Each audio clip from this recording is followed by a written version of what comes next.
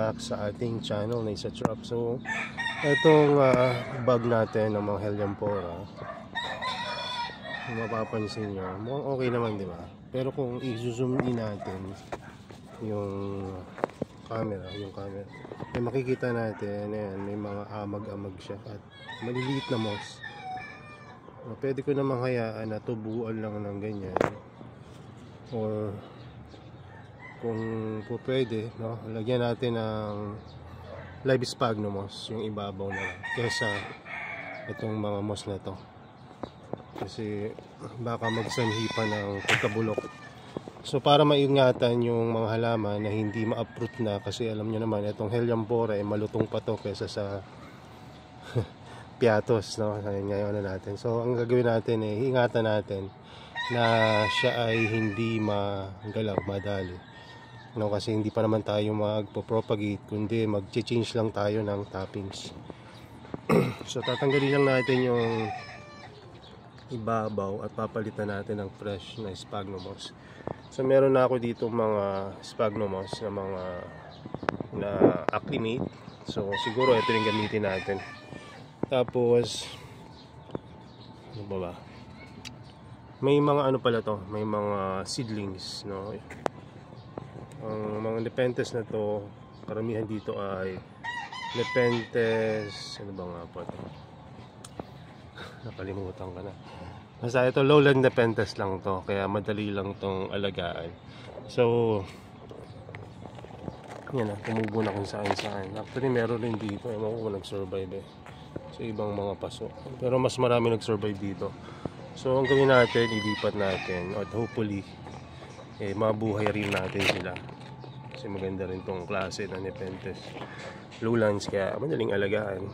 So ang iniisip ko na technique dito sa bag natin na to, yung paligid ng Helianthora lalagyan natin ng medyo mahaba-haba na strand, no, ng sphagnum moss. Hindi yung ganun kahaba, enough para matulad siya sa setup na ganito. At dito naman baka yung crush sphagnum moss na lang, or yung maliliit na heads ng sphagnum moss ikalat natin sa paligid. No, kasi hindi rin maganda na kumbaga ma-outgrown yung ating Helianthora ng mga sphagnum moss, no? Kasi from previous experience medyo naging kumbaga na-outgrown sila, hindi masyado naging maganda yung naging epekto. So ayan, so ingatan natin na ganun yung mangyari uli. And kapag pala kayo nag-aalaga ng Helianthora, wag masyadong basa, no? Kung gusto nyong nakababad sa tubig tulad ng ganito, may tubig sa ilalim, ang gawin nyo na lang, puro perlite yung gamitin, yung medium, or karamihan ay perlite, kasi pagka ganon naiiwasan yung palaging oversoak, no, yung roots and yung plants. So maganda na nakontrolado lang yung tubig na pupunta sa ibabaw. At yun din, na huwag nyo lagay sa masyadong mainit na lugar or mahangin. Ito mas mahalaga yun, kasi nangyari yun, ang hirap silang gumanda at lumaki, no? At tulad yan. So wait lang, i-set up ko lang yung camera. Yan, na-set up na natin yung camera. So meron lang ako dito ang tweezer na gagamitin para matanggal yung mga sphagnum na to na nasa ibabaw. Actually nakapatong lang to so kaya madali lang tanggalin. So ingatan lang natin na hindi magalaw yung mga Helianthora natin. So tingnan nyo yung medium, tara. Purong ano lang yan, purong perlite. So hindi ako nagbibiro kapag sinabi kong pure perlite yung medium na gamitan, kasi ayun yung nag-work talaga sa akin, no, pag nag-aalaga ako ng Helianthora. Sa iba, or dati, yung ginagamit ng iba, or ginagamit ko rin dati, ay sphagnum moss and perlite. Kaya lang napansin ko na less yung problema ko sa pag-aalaga ng plants kapag pure perlite yung nasa ilalim, kasi bibihira yung babaho, yung pakita ko yung perlite, ayan, puro perlite yan. Ayan, bibihira yung pagbabaho at yung nagpagkakaroon ng mga problema. Although nagkakaroon pa rin, no? Pero hindi yan dahil sa medium, kundi halimbawa, overfeed mo o kaya may ginawa ka na kakaiba na hindi dapat gawin. Which is ayun ang nangyari dito sa isa kong halaman. Nangyari dyan, ang pagkakalam ko, na overfeed ko yan nung nakaraan. Kasi maliit pa siya pero pinakain ko na. Ayan, so hindi maganda yung overfeed. So, natin natin na hindi matanggal. Tanggalin natin ng paunti-unti ang mga medium nila.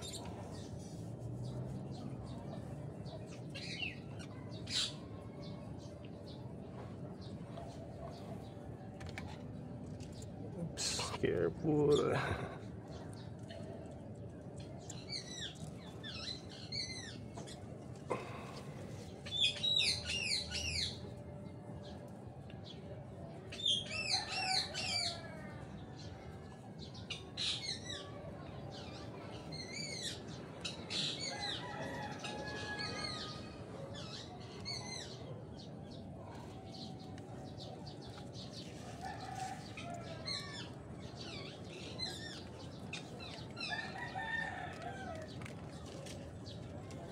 Tanggal tayong isang picture.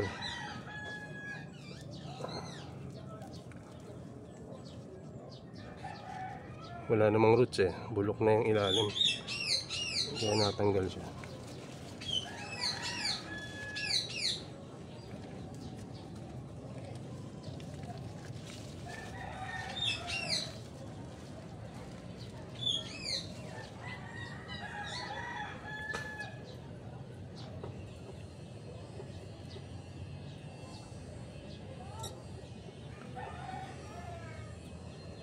So itong yung mga nasa paligid ng Helianthera, maaring i-replanta nga rin talaga natin using new medium.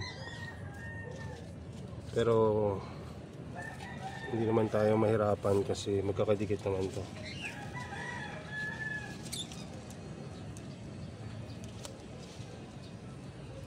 Ay, kita nyo pa ba? Ayan.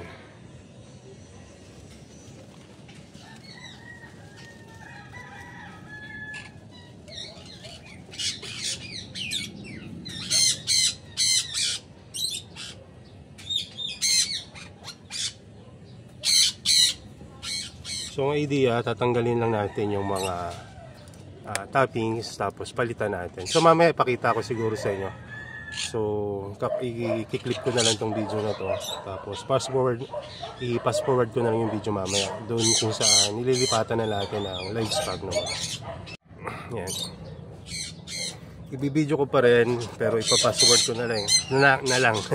At kung may mga bagay na kailangan akong i-point out during the process, so i-mention na lang natin. Kailangan kasi natin maging maingat sa pag-replant.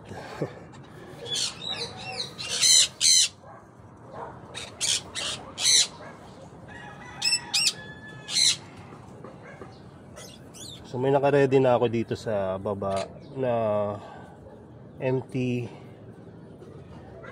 tray na para dito sa mga toppings natin. Kasi itong mga toppings na to, meron ding mga plants nga na nabanggit ko kanina, Nepenthes. So bakit ko binudbo dito yung Nepenthes? Dahil napakarami kong seeds nung nakaraan. So binudbud ko na lang siya sa mga available na lalagyanan kasi nga wala na ako mapaglagyan. Ang daming mga singsing pare. So ayun yung kumakain ng mga extra algae.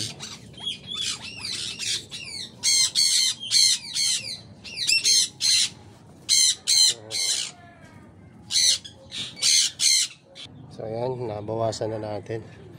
So gusto ko pa rin makuha itong iba kasi sayang yung space Pangit na may mga punggos. Actually, may mga gandang punggos pala. Yung may mga what I mean is itong mga punggos na Parang may mga ano, green. Minsan pag bagong tubo pa lang itong mga green na to, slime siya yung itsura niya. So sabi dun sa pag-aaral, hindi daw yan talaga fungus, hindi single celled organism yata siya na nagpo-photosynthesis rin. Anyway, ano man siya, hindi siya maganda tingnan dito sa ating setup, kaya papalitan natin siya na mas aesthetic na itsura, which is yung natural sphagnum moss. Okay.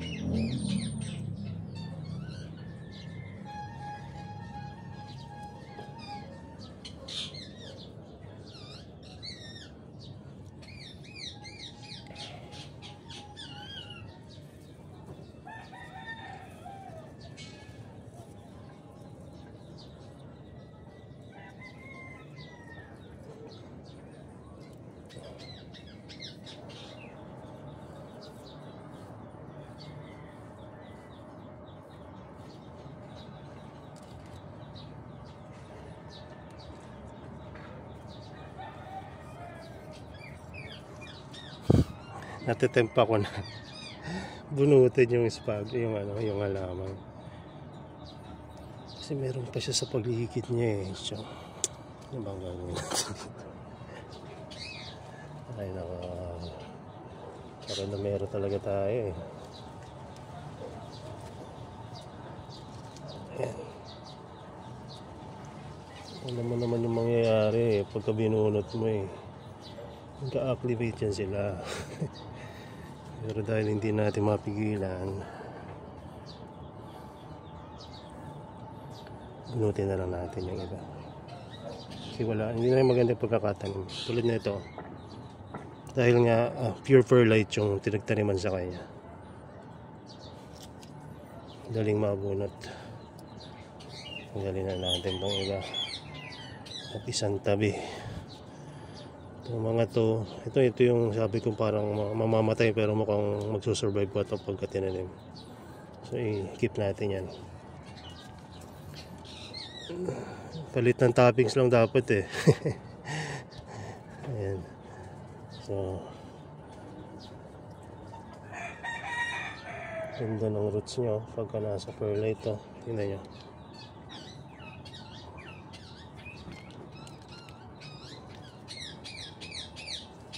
Ayan, tanggalin na natin itong mga ito.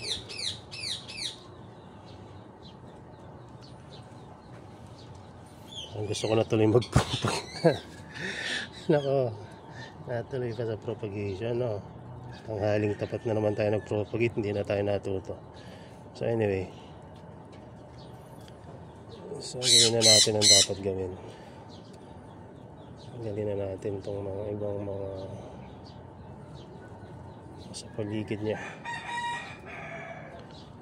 at ilagay dito sa bagong lalagyan.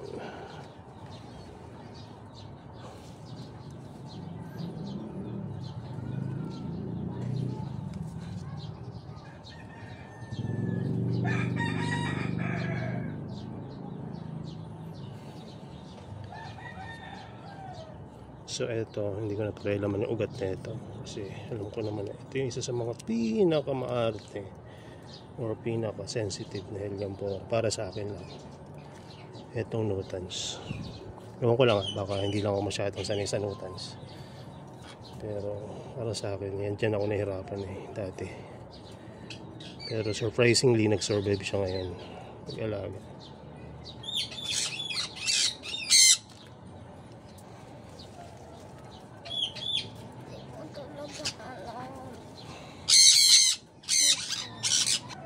So ayan, habang nireplant natin, kalin na rin natin itong mga itim. Madali lang tumatanggal kaya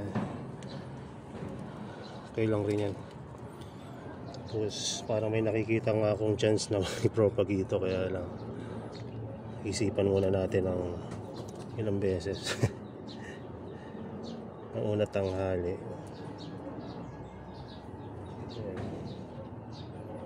Magdahan-dahan dahil matatanggalan yung mga feature na hindi dapat tanggalan.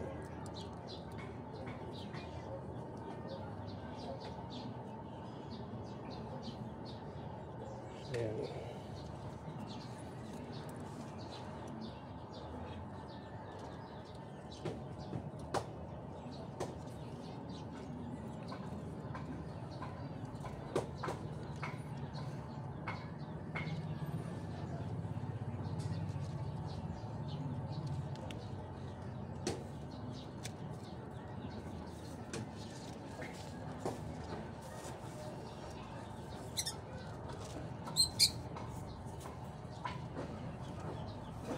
Parang gusto kong igita ito eh.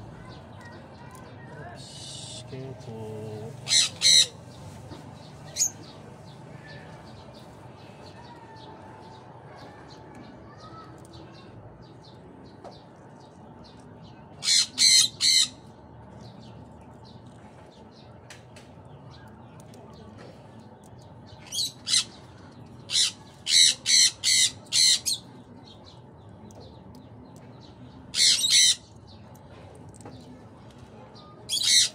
May mga kanya-kanyang roots na, parang maganda na ito.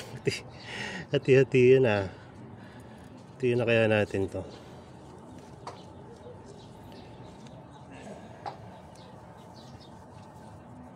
Hindi na rin natin, gitna na rin natin yung iba. So nabago yung plano, pasensya na. Nangyayari naman madalas yan. Pagkakayo rin eh, di ba? Kaya parang pwede nang hatiin. At lumakas-lakas yung loob natin. Why not coconut? May panungkit natin. Sungkitin natin itong isa dito. Ayan. Ang ganda sungkitin yung mga patuyo eh. Kasi pag nasungkit mandaling i-divide. Ayan. So ito naman. Ito yung nagbulaklak na. Ito hindi ko pinolinate kasi nga wala siyang kasabay nung nakaraan. So, tanggalan muna natin ito ng old medium. Ganda na ugat. Ayan. Tanggalan muna konti. Tingnan natin itong medium na nakuha natin. Baka may mga nepenthes eh. Sayang. Yun pala. Isa rin pala sa ingatan nyo pagka nagre-replant kayo ng Helianthera. Di ba ma-perlite siya? So wag nyo hayaan mapunta sa picture yung perlite. Nakakainis pag napunta kasi madumi tignan. Hindi naman masama. Pero kasi nga ang Helianthera kilala siya sa pagiging parang delicate at ganda yung itsura niya eh. Tapos na ano nyo lang, nalalagyan nyo na ng mga perlite. Ayan o, may mga itim-itim siya, ay mga brown feature. Tanggalin nyo na yan.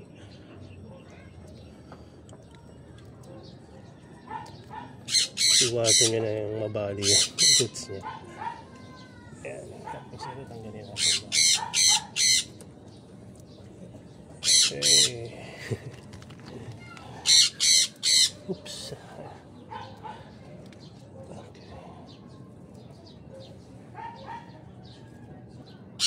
Pagka nag-replant ng perlite ng Helianthera, parang nag-aalaga ng matanda na pa-brittle ng buto. Sa kanya naman yung katawan niya talaga, brittle talaga. Kaya ingatan nyo. So ngayon magtanim na tayo. Ibang diskarte natin dito. Itong nasa gitna parang gusto kong igit na ito eh. Kasi parang siya yung pinakamaganda sa lahat. Tapos palibutan ko ng minor. So sige, dito na natin ganyan. Naisip ko ilagay sa ibang trays. Hanap ako ng trays, saglit lang. So ayan, itong mga helianthera para maging malinis tong canvas natin, tataniman, ihiga muna natin yan dito sa, yan, nagdala ako dito ng panibagong tray. Yan ko muna sila ihihiga. At pinag-iisipan ko pa kung ipopropagate ko kasi napakarami na nito. Ito pa lang, oh, tingnan nyo. Ito yung pinaka-konti. Ang dami na. Tapos tatanggalin ko itong mga lumang sphagnum, itatawin na kung saan may bakante. Tapos ito, lagay ko na muna rin dito. Kaya magalala, kabisado natin yung ID na ito, ilan lang eh. Ayan. Ito yung pinakamaarte, kaya ayusin natin ang buhay natin. Tapos ito, hindi natin kung ano magiging itsura niya after natin i-arrange.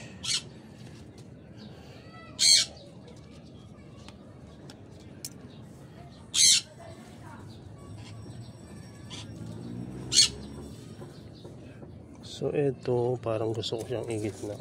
So igitna natin. Itong mga ID, tignan natin sa gilid para may tag natin once na patag na. So malinis na yan. Ito na lang ang natira. Meron pang nepenthes na maliit na natira. Oh. Tanim muna natin to. Yan. So itong malaki, igitna natin.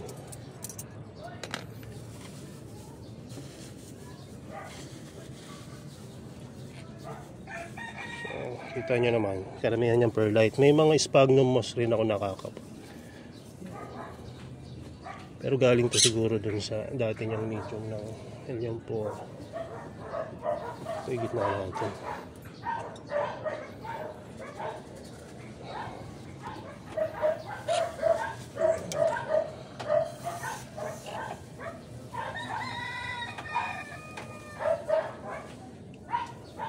Ang haba ng roots. Ano? Ayan.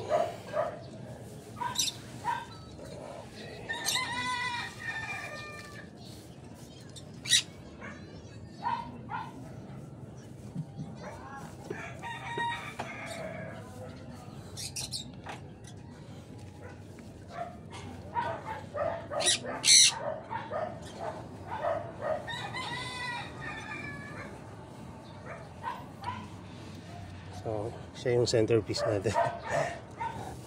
Dahil pinakamalaki yung helianthera natin yan.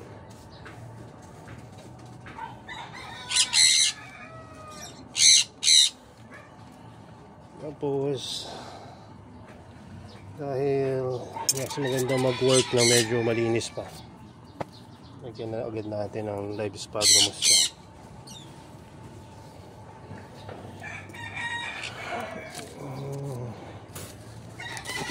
May live sphagnum moss ako dito. Ito lang gamitin natin.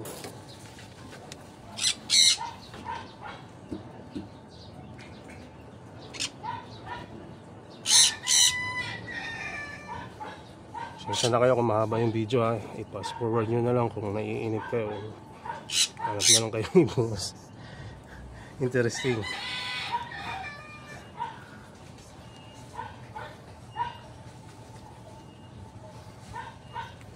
Mas maganda kasi pag nag-garden kayo, hindi kayo nagmamadali. Kumbaga, relaxing ba?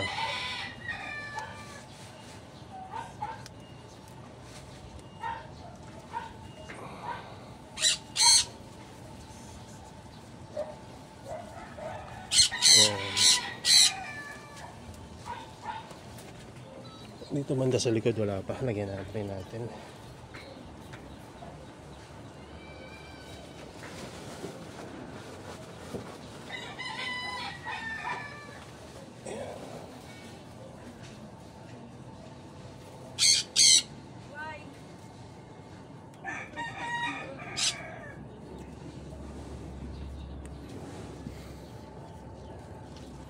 So, tingnan natin, lapit tayo. So, ito na itsura ng ating helianthera na inilagay sa gitna. Mabilisan lang. Lagyan lang natin ang live sphagnum moss sa paligid. Usually niyan, para mas maganda, dapat may lava rock. Napakaganda talaga pagka meron nun. Aesthetic, may batong naka-angat dyan or nailagay para sa may kakaibang kulay ba, saka structure. Makikita hindi puro sphagnum at halaman. Kaya lang, ang problema pag inilagyan mo ng lava rock, mas mahirap siyang i-maintain. Although mas maganda siya tingnan, pero kung ayaw mo nang maasikaso, huwag na lang lava rock. Kasi ang lava rock, nagbibigay siya ng minerals. Pangalawa, pag uminit, iinit rin yung bato. So, hindi maganda. Although maganda siya pang mga display, pag may mga exhibit ganyan. Pero kapag sarili nyong tanim at gusto nyo nang gumanda at dumami, lumaki, make it simple as possible, na walang magiging another factor para hindi siya mabuhay. So ayan. So umpisahan na natin. Sundan natin ang mga minor. Plano ko nang i-propagate, kaya tingnan natin kung mapopropagate natin. Baka hatiin lang natin ng 2 or 3 ganyan. Tingnan natin pera-perasohin ng marami. Kasi kaya natin ito paramihin ng sa isa, kahit mga 8 or hanggang 12 pwede natin hatiin yan. Kaya lang, mas maraming hati, mas maliit yung chance ang mabuhay at mas matagal. Kaya tingnan natin yung pinaka best way kung paano natin siya maparami. At ito pa lang tinanggal natin ng mga nepenthes. Iniisip ko na ibalik sila, pero i-uproot natin. So ilagay lang natin sa paligid. Siguro kuha tayo ng pailan. Kasi limited na sila dito sa environment dito eh. So maganda rin yan pagka lumaki-laki yung nepenthes. Kasabay nung Helianthera. Kakaiba, diba? Parang pinag-meet yung south and north ba yung Brazil? Wala. So, ayan. Wait lang ha. Western. Hindi ko alam. Hatiin ba or hindi? Hatiin na lang natin. Tanim muna na pala natin yung mga hindi natin nahatiin, para hindi na magulantang itong halaman. So eto si Nutans. Tanggalan ko lang ng konting medium sa ilalim yan. Ilagay natin ng so pagka nagtatanim ako ng Helianthera, nilagyan ko rin siya ng live sphagnum moss. Hindi naman talaga pure perlite, hindi rin naman, kaya lang yan, para makaranas siya ng konting halumikmig. Huwag masyadong marami para yung ugat niya maka-explore doon sa dito, maka-explore doon sa perlite. Yan. So lagyan natin saan ba ito? Nandito siya kanina eh. So dito na lang siguro, kasi ito yung place na less yung init, kasi ito yung mainit na lugar eh.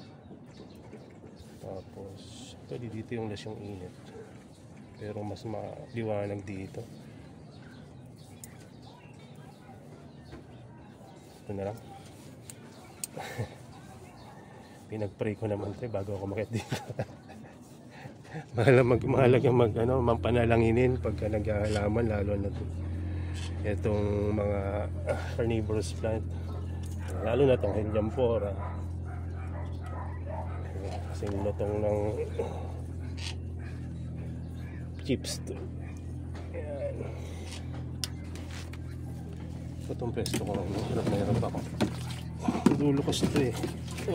Hindi ako makaikot dun sa paso.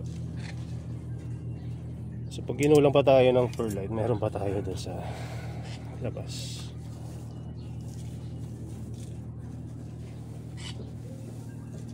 Medyo inaangat ko siya ng konti para hindi siya ma-waterlog kapag ka diniligan.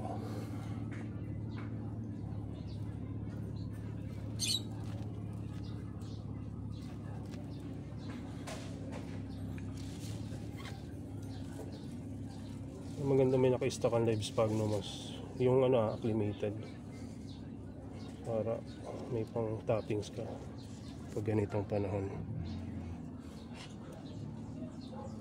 Sakto naman, nakapag-propagate si Mrs. ng sphagnum, nakapagtanim siya nung nakaraan. Siya yung masipag magtanim ng sphagnum. Ako medyo nanganak ko yung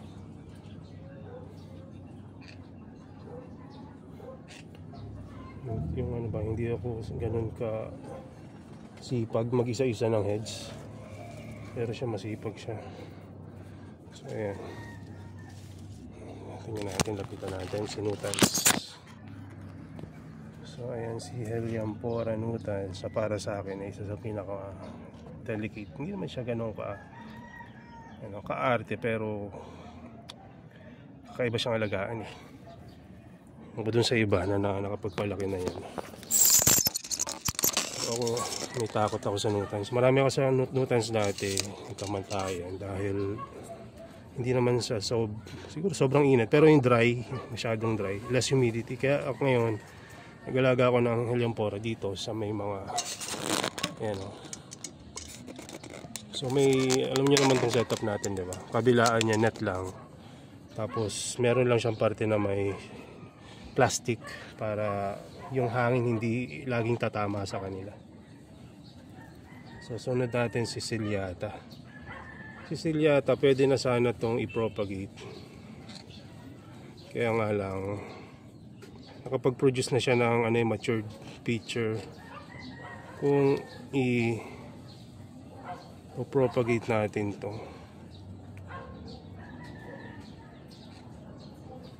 baka magtampo at bumalik sa maliit na pitcher.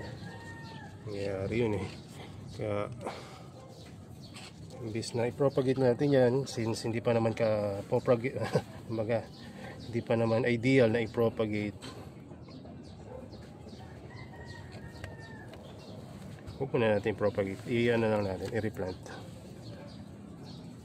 So itanim muna natin to.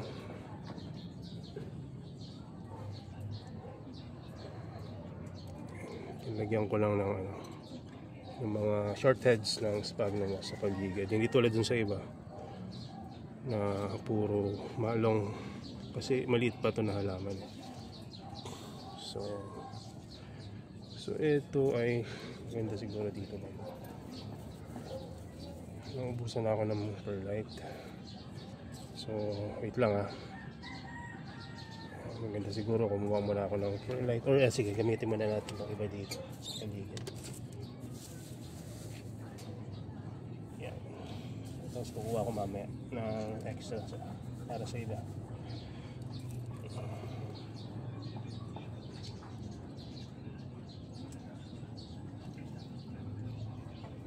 So orientation niya mas maganda rin kung nasusundan nyo, meaning yung kung paano nyo siya binunot kanina, itatanim nyo siya same orientation. Kung yung new growth dito nakaharap, dyan nyo rin iharap pagka binalik nyo. Reason para yung hindi niya siya masyadong maramdaman yung pagbabago sa kanyang pagkakatanim ulit. Tsaka natin lagyan na itong live sphagnum head sa paligid niya.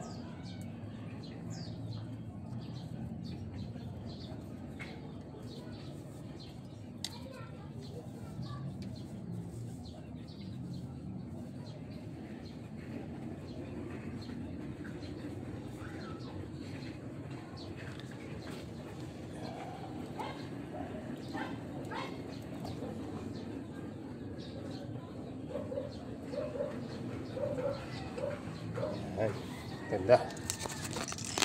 Ako sa inyo. So ito yung Ciliata.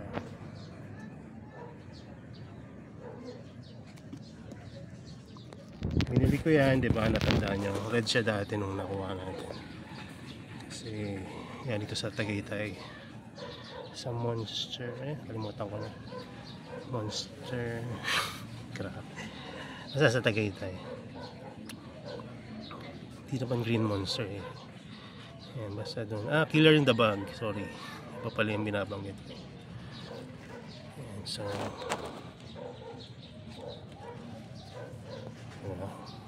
ganda. So sana maganda pa rin siya bukas. Nako. Wag naman nawa. Na magpanda itong mga to. Bibigyan ko kayo ng update kung bad or good ang maging outcome nitong katapangan natin. Katapangan to eh. Gets nyo yan eh. Okay naman, di ba? Dumadami, lumalaki ng maayos. Tapos pakikialaman mo. Katapangan tawag. Kasi kung hindi ka matapang, hindi mo gagawin to eh.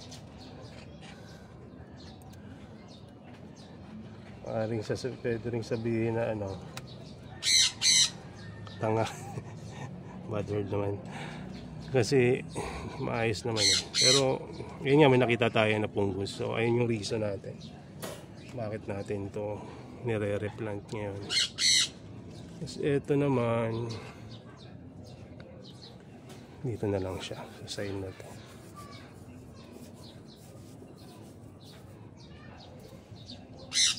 Ito naman yung Sarracenia Nodes X Burgundy Black. Nandito siya dati. Wait lang, paano ba siya nakatanim? Yan, ganyan siya.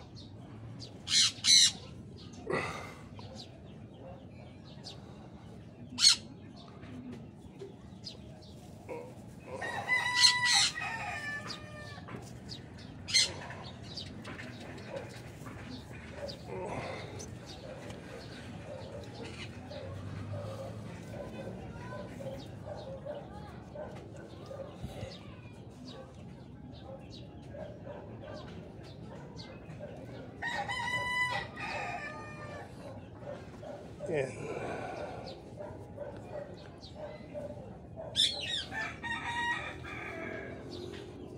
Tawa itong ginawa natin ngayon. Dapat change ano lang. Change toppings lang eh nangyari, replant. Tapos nagbabalak pa tayong i-propagate si minor.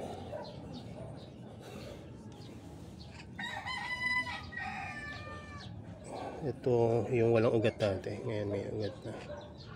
Tapos pinakita naman natin. Wala tayo ng gandang sphagnum para sa kanya. Naubos na itong isa.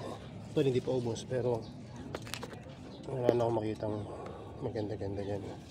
Tapos palitan natin ito. Kuha tayo dito.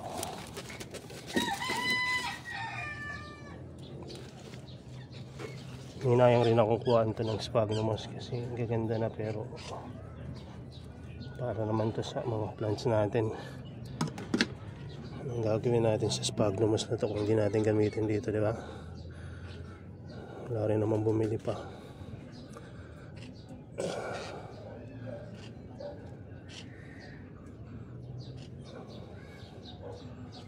So may pinaplano na naman ako ng isang hobby, or actually hindi naman to hobby.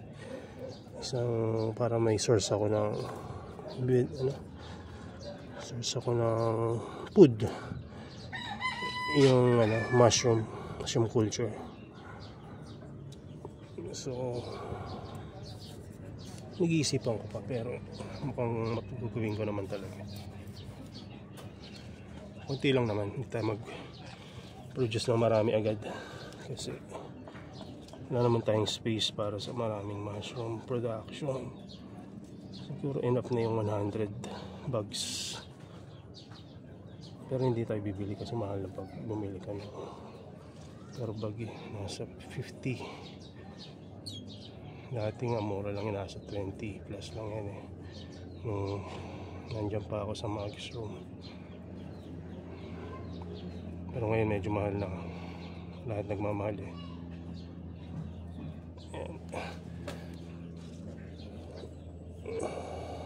So siguro aral tayo kung paano gumawa ng bag, tapos bilhin na lang tayo ng seed mushroom, yung mga spawn tawag doon. Maraming magagaling sa mushroom akong kakilala, si Ma'am Bing Ruado, pati yung assistant niya kalimutan ko lang. Pero yun yung mas kilala ko personally. Pero yung pangalan nakalimutan. Ayan. So, ngayon si Ionizii. Tanim natin ito. Tingnan yung itsura ni Ionizii. Wow. Hindi ito na ano. Hindi ko natatanggalin itong buong. Nadalawa na lang eh. So, hindi yan na dadagdagan ng picture. Dalawa-dalawa lang siya. Pero time will come na madadagdagan din yan. Kumbaga banabuelo lang. Alam nyo ngayon magdagdag na siya ng picture kasi inayos na natin.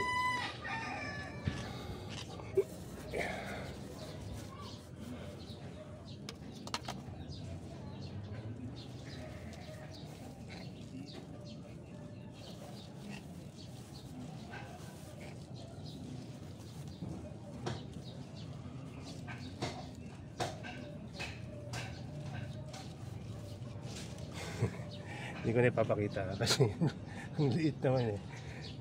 O ma-appreciate niyo yung ganyang kaliit. So ito yung na-root rot na mother plant na isa ng Sarracenia nates. Gawin natin dito. Huwag na natin itanim. Ipatong lang natin. Kasi wala ka rin naman may tatanim dyan. Kundi kailangan mo lang yan ipatong. At let's hope na tubuan ng new roots. Which is nangyayari naman yun.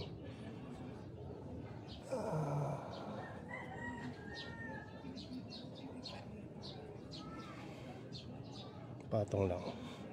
Kung gusto nyo mag-roots, mag-roots yan. Kung gusto nyo nang mag-retire, mangyayari yan. Pero kung gusto nyo mabuhay, mabubuhay yan. Huwag nyo lang masyadong i-waterlog kasi mabubulok yan. Ngayon, nakatira sa atin, ito pala, tarin rin natin to isang survivor nung ating namatay na Helianthera mother plant dati. Yung pinakamalaking Helianthera na minor natin, natandaan nyo yun, ito na lang ang natira sa kanya. So, field propagation, kasi pinropagate ko siya nung time na sobrang init. So, wala akong magawa kundi i-propagate yun kasi nga natutuyo na siya. So, imbis na hayaan ko siya na matuyo, minabuti ko na propagate. Hindi ko alam kung tama yung decision ko pero para sa akin mali. Kasi kung pinabayaan ko yun baka mas malaki pa yung natira sa kanya. Kasi kita nyo yun ang nangyari dyan sa Sarracenia nates na yan. Lumalaki yung namamatay na Helianthera, nagpipilit rin niyang mabuhay. Kumbaga sa ibang side, halimbawa mamatay yung gitna or yung gilid, yung kabilang side nun, doon tutubo yung panibagong mga new growth. Hindi ganun kaganda, hindi ganun kabilis, pero hindi mamamatay yung Helianthera niyan tuluyan basta maayos yung growing condition. Meaning hindi masyadong waterlog, huwag nyong lagyan ng fertilizer or any kinds of chemicals na makakasama sa kanya. Pwede yung mga pesticides pero wag yung matatapang na hindi usually ginagamit sa mga halaman. Ang ginamit ko lang noon ay Starkill G, no? Matapang yun pero safe yun sa mga carnivorous plant. So okay yun. So dito na saan ba natin ilagay yung minor natin. Dito na lang muna siguro si minor kasi ito yung nagpapaganda pa. Nagmamaganda pa lang. Kumbaga nagre-recover pa lang siya. Dito natin si minor yung bagong natin. Yan. So ngayon kukuha na ako ng perlite dun sa stock natin kasi parang kukulangin tayo. Kasi yung mga ayun, ito pa yung tatanim natin na tatlong malalaki yan. So kung titingnan nyo sa taas, top view, may mga area na lang dyan na pwedeng taniman. So pag hinati natin yung puno tong lagyanan natin. So ganun kaganda pagka pinropagate mo yan kung mabubuhay mo. Pero ngayon kasi malamig na dito sa amin, medyo hindi na ganun kainit. Baka makapagbigyan naman tayo na maparami natin tong Helianthera. At kung hindi, hindi. Ganun talaga. So ang gagawin siguro natin, etong dalawang may flower, Hindi na natin yan i-propagate. So ito na lang yung i-propagate natin siguro. Dahil wala pa siyang babantang flower eh. So dito muna natin to. Tanim na muna pala natin itong dalawa. Mamaya na natin pag-isipan na ay hindi, wala pala tayong perlite na extra. No. So kuha muna tayong perlite pala. Wait lang. Nakakuha na tayo ng perlite. Ewan ko kung may isang sako pa ako dyan sa baba. Pero ito yung tira na lang sa taas eh. Kunti na lang yan. So meron pang mga 3 ganito natira. So ito naman yung ginagamit nating mga sphagnum moss kanina. Perfect yan. Kaya lang tinanggalan na natin ng mga heads, kaya ganyan na itsura doon. Tapos yung tinanggalan natin kanina ito. Ayan, pinakita ko lang. Alam nyo kung ano yung mga kailangan nyo kung sakaling nagpaplano kayo na mag-replant rin. Kaya itong tapang-tapangan technique. So, set up ulit natin itong camera. Pasensya na sa likot ng camera. Alam kung hindi ako ganun kagaling maggawa ng video at pag sa camera. Maraming nahihilo sa video ko. Pasensya na. So, tanim natin ito. Ito yung sinasabi ko pagka nag-handle kayo ng Selampora tapos nalalagyan nyo ng perlite. Pag diniligan nyo mapupunta sa loob. Nagbabara yung picture ng Selampora. Kaya tatanggalin nyo yan. Iwasan nyo malagyan itong magandang Selampora ninyo. Tapos kung may matudukot kayo ng mga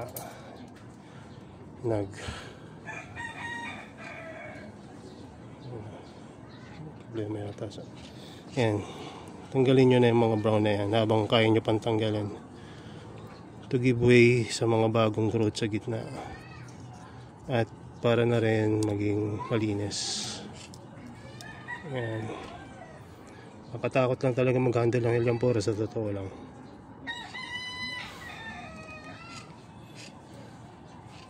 So tanim na natin to bago pa tayo maisipan natin na i-propagate sila. So tayo ng bungkus ng sphagnum moss. Ayan.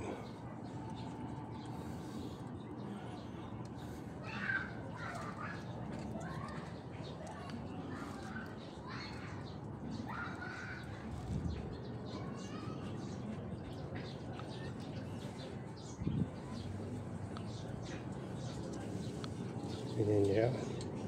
Tapos hanapin na natin yung pwesto na kung saan natin siya gustong itanim uli. Para sa akin, dati nandito siya. So ipapalit natin siya kung saan yung kasi may ano to eh, may magpa-flower siya. So mas maganda kung sa gilid para yung flower niya sumandal dito sa paligid dito. So wait lang ba ako ayusin ko lang ang camera ulit.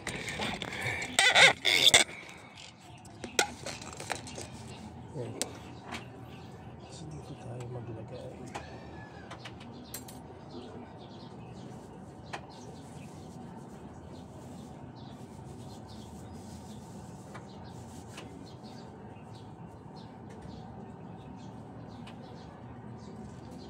Spare light. Kailangan natin ng spare light.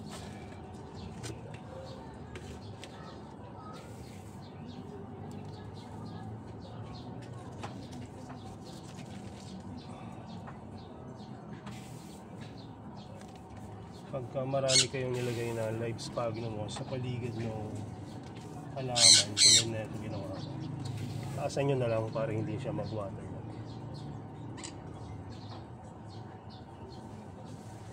I-elevate nyo ng konti.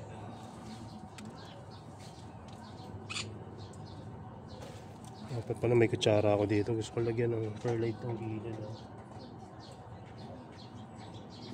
Sphagnum moss lang ilagay natin. Dito na natin lagay yung isa pang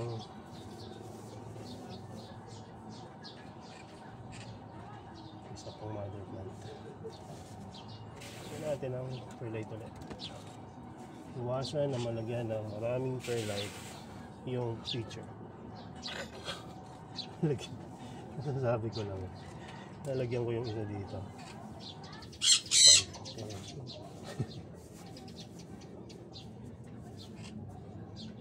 So, ayan, kuha na ulit tayo ng sphagnum head. Sandali lang.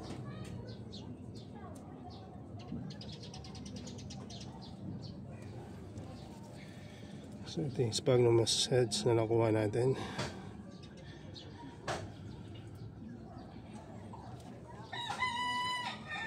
Pili natin ang pinakamalaking Helianthera natin sa pinakamarami para sa ngayon.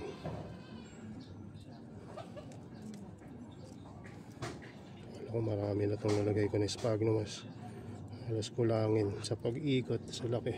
Sa dami. Tingnan nyo kung gaano karami. Yeah. May ano pa yan, ah. May flower pa yan. Masaya ako pag nakikita ko yung Helianthera ko na walang puti-puti sa ugat. Kasi sabihin healthy. Kasi yun ang kadalasang problema ng Helianthera, kung yung nagkakaroon ng puti-puti na ano ba yun? Powdery mildew. So yun. Ganito siya dati, so ganyan ko rin siya tatanim ngayon.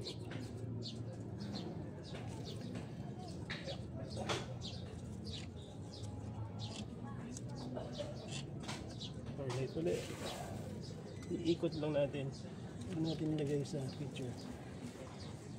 Saka ikot ulit.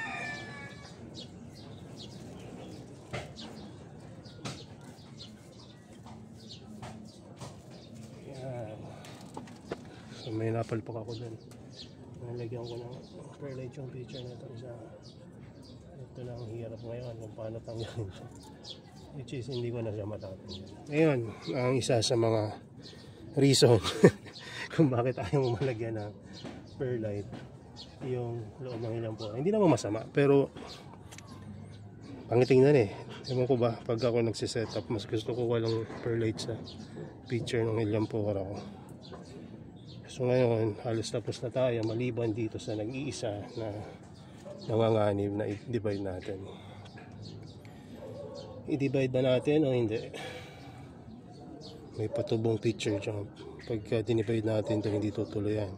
Liliit ulit. So ano sa tingin nyo?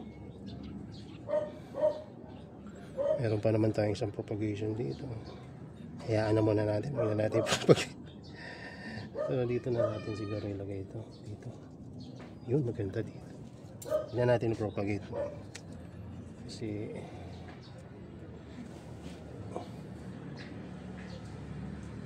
gusto ko rin sana i-propagate. Kaya may picture jump eh.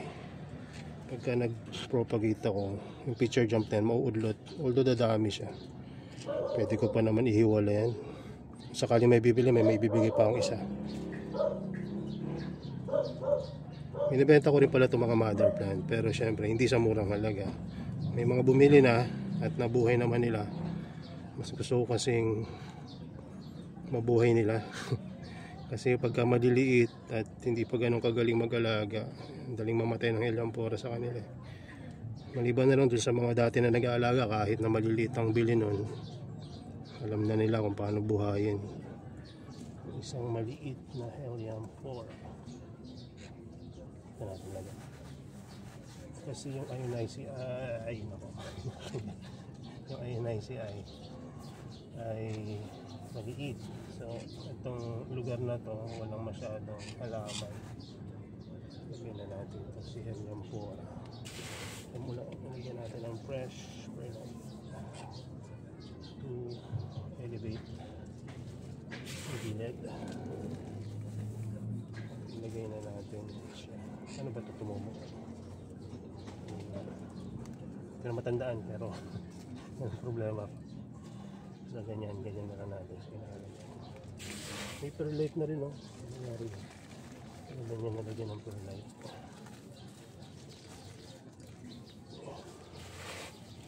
Lagyan na rin natin ng konting perlite pa dito.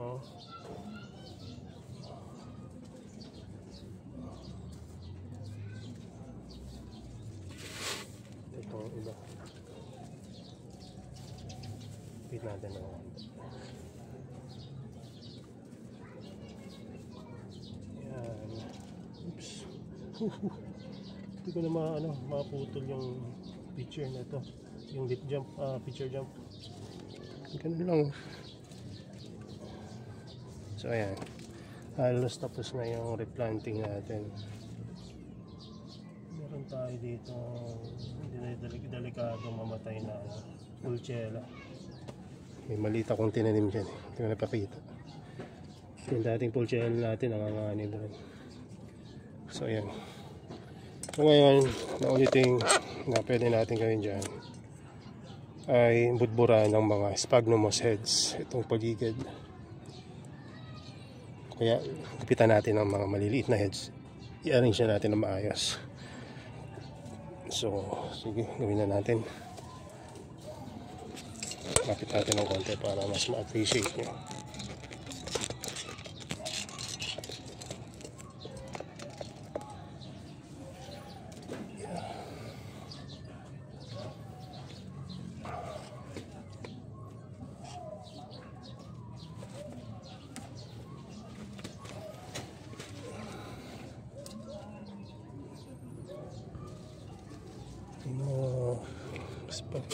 Tingnan pa natin ang perlit dito para yung mga lugar na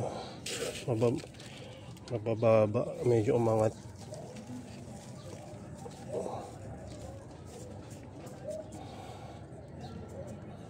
Kapag nilagyan natin mamaya ng sphagnumous, masanda sila. Mag-receive ng mga sphagnumous.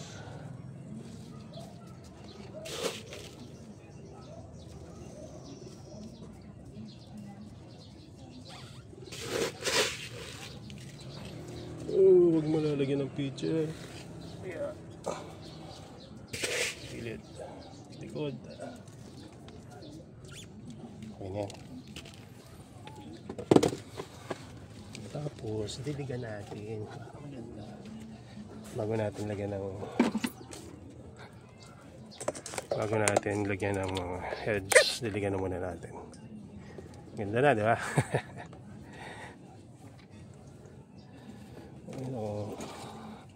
Puro ako bis na nakaraan, kaya bihira ako na mapil yung saya sa pag-replant. Sa bis, okay rin. Ang ano lang sa bis, talagang kasi kahit stingless bitong alaga ako, mas matapang pa yan kaysa sa mga may sting, like dun sa mga nilipera. Yung mga nilipera, hawakan mo yan hanggat di mo nasasaktan, hindi katakihin yan. Etong mga stingless bee kapag bago ka lang sa kanila, hindi ka man nila masyadong kilala, tapos sinawakan mo yung bahay nila o kaya kaka-transfer lang, talaga atakihin ka niyan. Kaya huwag mo kakialaman pagkaka-transfer lang. Bigay mo na yung pinaka best condition nila para huwag mo nang pakialaman, kasi pag pinakialaman mo, mas nanghihina yung mga bees. Kasi nababawasan sila ng guard bees kasi ayun yung aatake sa iyo eh. Pag inatake ka nila at napunta sa buhok mo yan, hindi na makakabalik yan sa bahay nila. Kahit ibato mo yan sa bahay nila, hindi na papasok eh.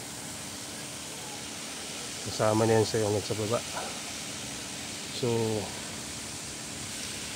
magpakikaya naman. So matatapang talaga kasi they can defend themselves. Kaya rin nilang i-maintain yung sarili nila, kaya ganun. Which is good.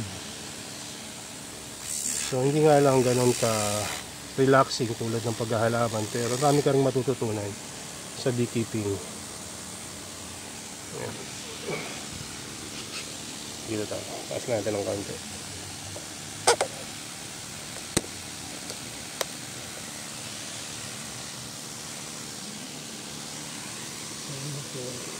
Huli, maging ano sila dyan.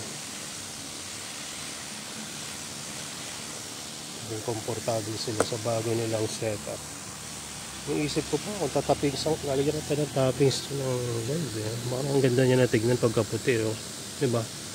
Nakakahinga pa yung kumbaga yung medium. Ayan tama, yung medium. Yung roots ng halaman.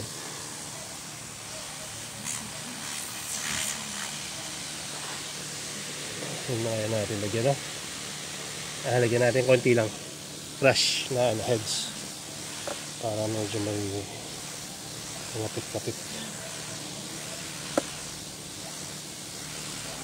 Hanggang so okay na muna yan yung ganyang mist. Ngayon magugupit tayo ng mga heads ng sphagnum moss.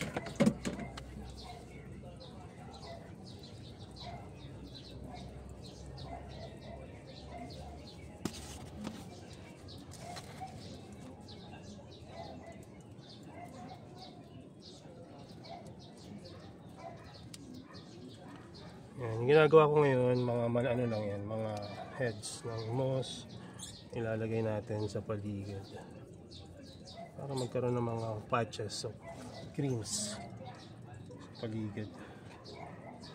Itong mga moss na ilalagay natin hahaba pa sila, so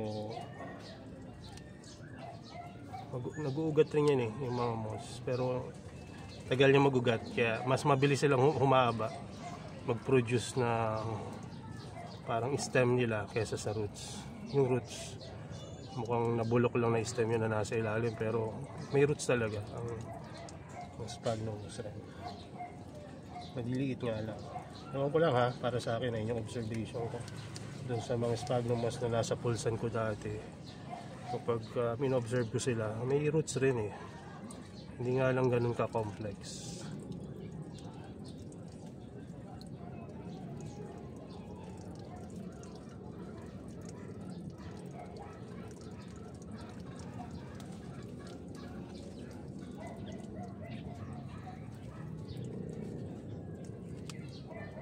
So kung gusto nyo tubuan pa rin yung sphagnum moss nyo na mabilis, gupitin nyo lang yung mga heads ng moss. Kumbaga maliit lang yung gupitin nyo para yung may matirang green ay yung tutubuan ng new heads. So ganun lang ang ginagawa ko ngayon. Panoodin nyo na para ma-appreciate. So gugupit lang ako ng manipis. Kung mapapansin nyo, titira pa rin dyan yung mga green. Ayan, may mga green pa rin. So ayan, tutubuan ng mga new heads yan. Kapag tumagal-tagal. Oops, nangyari. Sira na kasi itong sira na itong holder ng phone eh. So okay lang. Bili lang nga tayo, mura-mura lang. Ayan kasi nagagamit pa naman.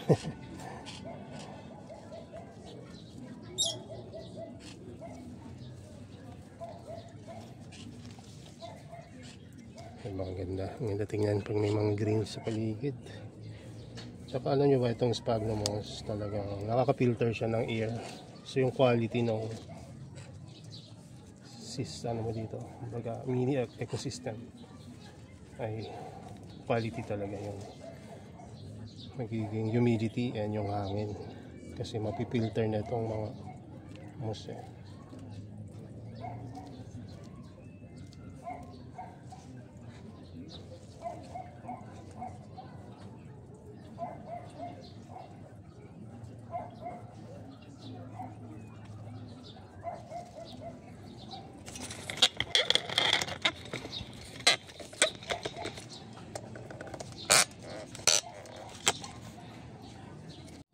So ayan. Pero kung saan yung pwede pang lagyan.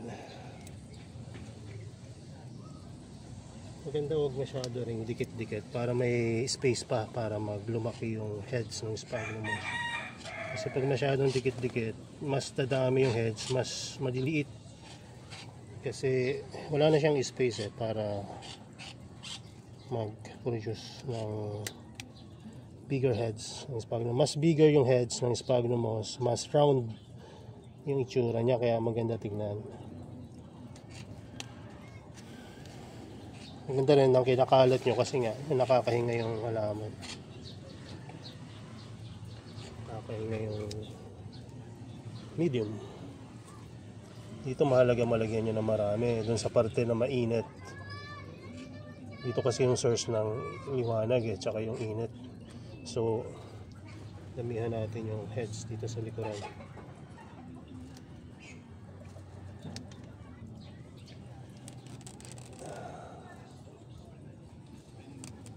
Yan.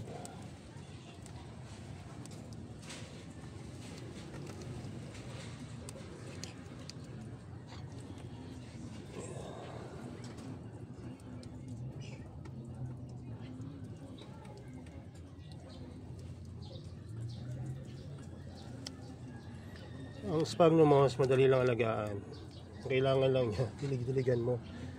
Yung liwanag nga hindi masyadong mahalaga sa kanila kasi nabubuhay sila kahit na medyo shaded not or masyadong shaded yung lugar. Buhay pa rin yan basta nadidiligan nyo. Ang maganda lang kapag medyo naaarawan at nahanginan sila, hindi sila nag-algae. Kasi prone rin to sa algae kapag hindi naaarawan, pero mabubuhay. Problema lang algae, pinakadabis talaga. Kaya namin nabubuhay yung mga plants dito. Expose rin sila sa outdoor, kaya madali lang alagaan talaga itong sphagnum moss. Yung iba nagtataka bakit daw mahal ng sphagnum moss. Hindi kasi ganun kadaling itanim. Kung marunong kayo magtanim, hindi bumili na lang kayo ng live, kayo magtanim. Pero sabihin ko sa inyo, kung binibili natin na halaman, bawa ito Helianthera, Venus flytrap, pakadaling itanim yan. Itong sphagnum moss, comment na lang kayo kung mahirap dun sa mga nakaranas na. Sakit sa likod po pagtatanim ng sphagnum moss. Sa dami ng heads nito, isang bungkos na isang gupitan dyan, siguro nasa 30 yung heads niya. Pero yun, tatanim nyo na pa isa-isa yan.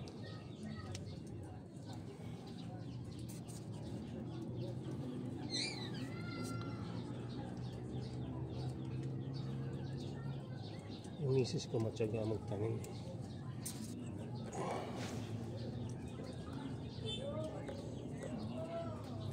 Masipag kasi yun.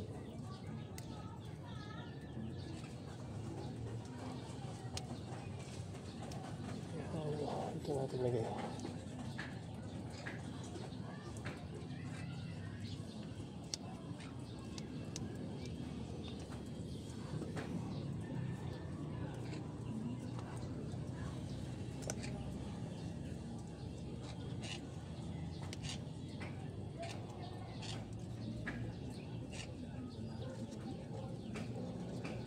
Yan. So kung saan na lang dadami yan, kakalat ng sphagnum moss kapag nag-release na yan ng spore.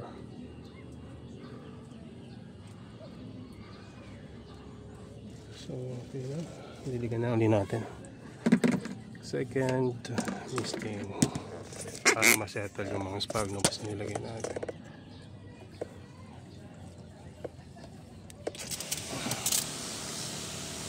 Iwan ko kaya ito ng my day. Yung fast forward tapos yung full video sa YouTube. Pwede rin pala sa YouTube yung short, diba? Kaya natin. Hindi ako busy mamaya. Ganda. Pwede nyo rin pala matanggal yung perlite. Ganito, oh. Ito yung isa sa mga ginagawa ko.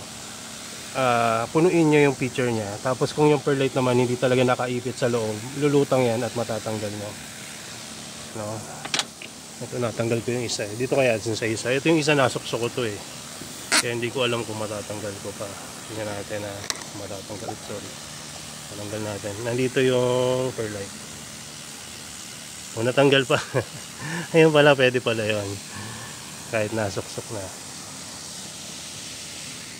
So, ayoko kasing may perlite. Pero may mga ibang perlite kapag masyado ng, yung sumakto talaga dun sa hole ng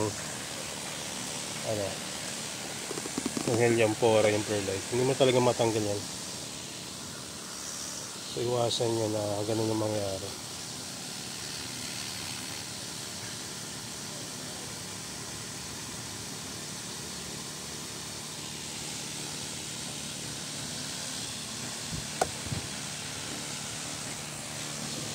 Siguro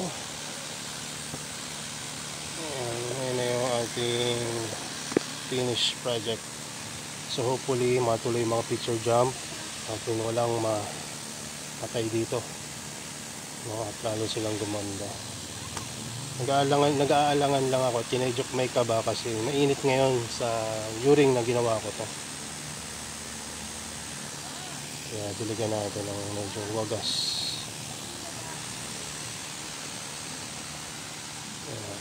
Picture ka na.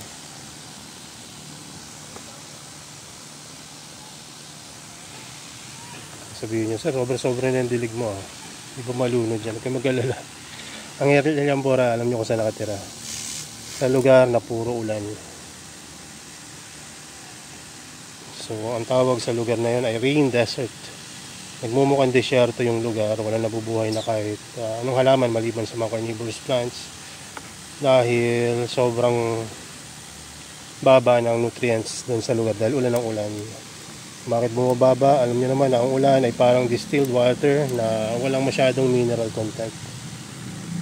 So kaya ayun, dahil taas na lugar siya, ayun, kumbaga low nutrients yung soil kung saan siya nabubuhay, parang doon sa ibang carnivorous plant natin. Kaya okay lang sa kanya na maulan na, no, ma-mix natin basta't low minerals yung pandidilig nyo, ha. Ang ginagamit ko ngayon ay rain water. Okay, so patayin ko lang itong list natin. Yung mga binawasan nyo pala na ano kanina na mga moss tulad yan, diligan nyo kasi para makabuhay uli sila. At after ilang months, no, magbibigay uli yan ng lush na heads ng mga sphagnum moss. Basta hindi nyo tinanggal-tanggal, no? Kung may mga uwang, halimbawa ito, pakita ko sa inyo. Wait lang. Pagka may mga bakanting space tulad na yan, ito na yung ating kaninang almost perfect, parang ganyan na culture. So ngayon ganyan na itsura niya, no? So may mga lugar dyan na yan, may mga space kasi nga kinuha natin yan ng sphagnum moss. So pwede yan makover uli nila, o kaya cut ka ng heads, lagay mo dyan, as that, lalaki uli yun. May panibago kang culture, diba? So kailangan ba lagyan ng medium sphagnum moss? Alam nyo na ang sagot, doon sa mga dati nag-aalaga, hindi mo na kailangan. Pero kung gusto mong lagyan, pwede kang maglagay ng sphagnum moss na hindi ganito ka buhay sa ilalim. Ayun yung patungan mo, so, para hindi siya agad matuloy. Pero hindi naman yun talaga kailangan. Tulad ng mga lahat na makikita nyo dyan na sphagnum moss, wala yung medium. Puro lang yan pure sphagnum moss na heads na tumubo at in-arrange. At kung hindi pa kayo marunong magpatubo ng sphagnum moss, marami tayong video about yan, so tingnan nyo na lang. At kung kailangan nyo pa ng bago dahil iba na yung panahon ngayon, gawa natin sa mga susunod na araw, no? So yun lang muna yung ating video tungkol sa pagre-replant natin ngayon. Dapat palit medium, palit ano lang no? Palit toppings lang. Pero ngayon napalitan natin yung pati yung paligid ng Elyambora. Palitan natin ng sphagnum moss. Tapos pala, no, gusto kong ilagyan to ng mga nepenthes ulit sa paligid. Siguro hindi ko na i-video. Kung hindi man, siguro after ng video na to, siguro bonus video niya. Ilagay ko na rin. So medyo mahaba lang, which is hindi naman kailangan yung panoodin. So para lang may idea kayo. Slow grower naman ng mga nepenthes ko dito, kaya alam ko na hindi naman ito ma-outgrown agad. Kaya yan, nalagay ko na rin. Kasi ang nepenthes kapag lumaki na, matagal naman bago lumaki. Kaya pwede mong i-replant na sa individual planter yung mga nepenthes na lumaki dyan sa paligid, no? So yun lang muna. God bless and bye bye.